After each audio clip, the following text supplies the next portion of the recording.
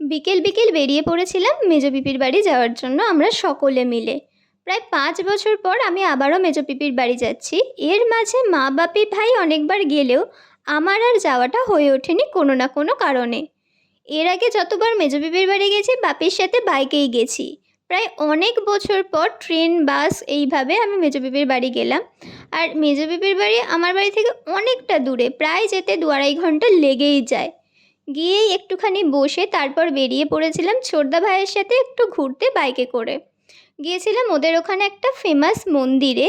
গিয়ে দেখি ওখানে পয়লা বৈশাখ উপলক্ষে একটু ছোটোখাটো মেলাও বসে গেছে।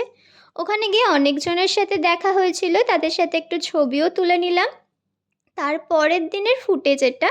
সেদিনকে রাত্রে বাড়ি ফিরে খাওয়া দাওয়ার ফুটেজ আর নেওয়া হয়নি। পরের দিন সকালবেলা ঘুম থেকে উঠে আমি চলে এসেছিলাম ছোটদা ভাইয়ের ঘরের পাশের এই ব্যালকনিটাতে। এখান থেকে ওদের রাস্তাটা খুব সুন্দর দেখা যায়। ব্রেকফাস্ট করেছিলাম আগের দিনের থেকে যাওয়া ভাত, সেটা মা ভেজে দিয়েছিল, আর চিকেন, সেটাও আগের দিনের। তারপর ওদের ওখানকার রাস্তাঘাট সব জায়গায় একটু ঘুরে ঘুরে দেখছিলাম। আর লাঞ্চে খেয়েছিলাম মাটন, ভাত আর আলু ভাজা। তারপর বিকালবেলা আমরা বাড়ি চলে আসবো ঠিক করে, তাই এখানে বাসের জন্য ওয়েট করছিলাম। তারপর এইভাবেই আমরা বাড়ি চলে আসি। আর that's it for today. Tata, thank you, দেখা হবে অন্য কোনো ভিডিওতে, বাই।